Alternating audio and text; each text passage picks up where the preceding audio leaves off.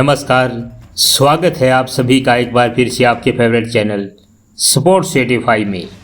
आपके साथ आपका भाई, आपका दोस्त एक बार फिर से जुड़ चुका है। और फैंटेसी जब से बंद हुआ भाई, मन तो नहीं लग रहा, आपका भी मन नहीं लग रहा होगा, मेरा भी मन नहीं लग रहा। और बहुत से ऐसे मेरे आपके जैसे हजारों लाखों करोड़ों लोग हैं जिनका मन नहीं लग रहा। लेकिन अब भाई सरकार सबसे ऊपर है और सरकार की बात तो माननी पड़ेगी ही। लेकिन उम्मीद थी कि ड्रीम 11 कुछ करेगा। ड्रीम 11 क्योंकि फैंटेसी लीग की सबसे बड़ी कंपनी है, वो कुछ करेगा।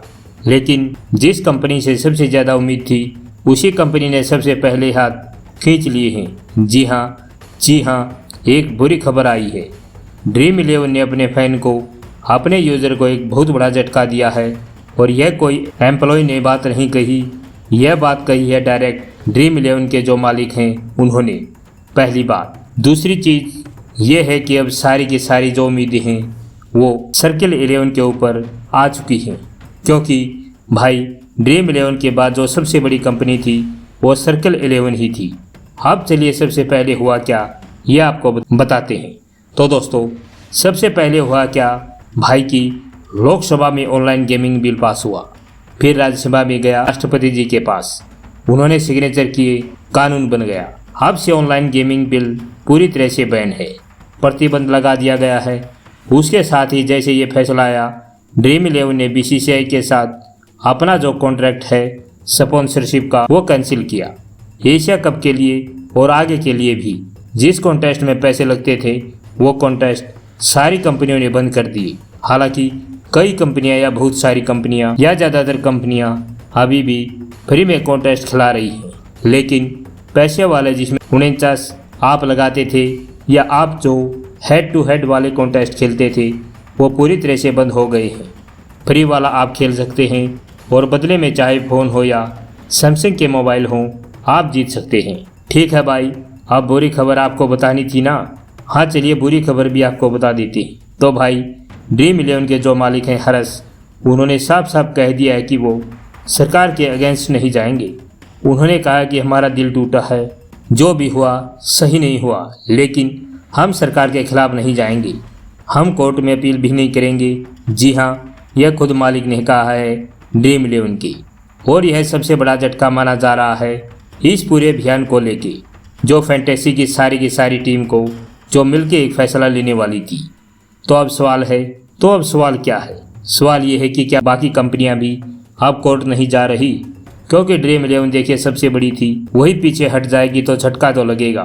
लेकिन खबर ये आ रही है कि बाकी की जो सारी कंपनियां हैं, चाहे वो 11 सर्किल हो या और कोसी, वो कर्नाटक हाई कोर्ट में अपील करने वाली हैं। यह आपको 24 से 48 घंटे में अपील करते हुए दिख जाएंगी। पहली चीज़। दूसरी चीज़ ये है कि सब ने अपने जो डॉक्यूमेंट, जो सारे अपने पक्ष की बातें हैं वो सब कुछ तैयार कर लिए हैं। लेकिन उन कंपनियों को भी पता है कि ड्रीम 11 के ना होने से थोड़ा बहुत झटका लगा है। लेकिन ड्रीम 11 ने ऐसा क्यों किया? ड्रीम 11 ने सबसे पहले हाथ क्यों खींचे? क्योंकि ड्रीम 11 तो यार देखिए अभी फ्री खिला रहा है। तो ड्रीम 11 ने कहा कि देखिए, हम सरकार से बिल्कुल भी नहीं लड़ना चाहते। हम जिस देश में रह रहे हैं उस देश की सरकार से आप नहीं लड़ सकते, पहली चीज़। दूसरी चीज़ ये है कि उन्होंने यह भी क्लियर कर दिया है कि अगर दोबारा से फैंटेसी लीग या इस पे से बैन हटता है तो वो वापस आ जाएंगे। ड्रीम 11 कह रही है कि नुकसान होगा तो सभी को होगा, फ़ायदा होगा तो हमारा भी होगा। सबसे बड़ी कंपनी तो मैं ही हूँ। और हर्ष ने सिंपल सी बात कही कि देखिए, हम नई चीज़ ला रहे हैं, अब हम आगे की तरफ देख रहे हैं कि हमें आगे क्या क्या करना है। अब जो पीछे हो गया हम उसी पे कुछ नहीं बोलेंगे, हम कुछ भी नहीं करेंगे। सरकार का जो फैसला है उसको पूरी तरह से हम सम्मान देते हैं। देखिए, बाकी की कंपनियों का तर्क भाई यह है कि पहली बात कि ये गैम्बलिंग नहीं बल्कि स्किल बेस गेम है। तो बात सही है, ये स्किल बेस गेम है ही। देखिए, आप कोई टीम बनाते थे 11 खिलाड़ी, 22 में से 11 खिलाड़ी, और अब तो 22 भी नहीं, इम्पैक्ट प्लेयर भी आ चुके हैं, तो फिर 24 खिलाड़ी हो गए।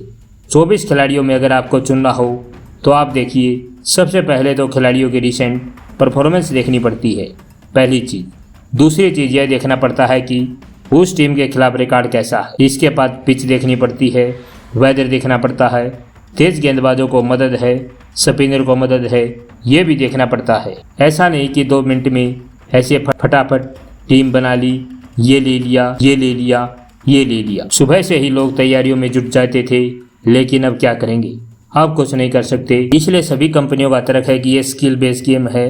पहली चीज़, ये गैम्बलिंग नहीं है। दूसरी चीज़, उन्होंने कहा कि अगर हमारी कंपनी को बंद कर दिया गया तो सरकार को जीएसटी में बहुत लॉस होगा, और 2 नंबर की जो ऐप हैं या इलीगल ऐप्स हैं वो अब ज़्यादा एक्टिव हो जाएंगी।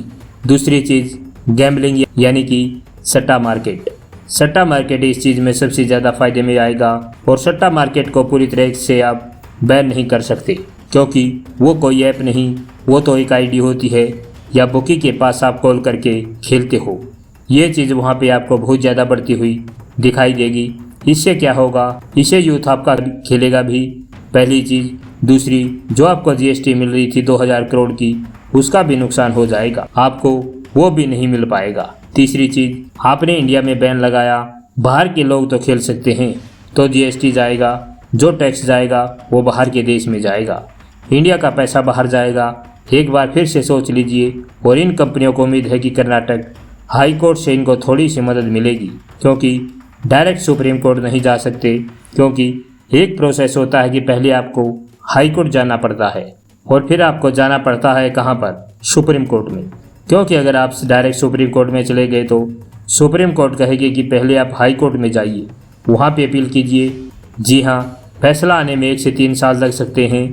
कर्नाटक हाई कोर्ट से उन्हें उम्मीद है कि जल्द से जल्द उनको कम से कम सटे तो मिल जाए, या कुछ रूल और रेगुलेशन को इम्प्रूवमेंट करते हुए उनको थोड़ी सी राहत दे दी जाए।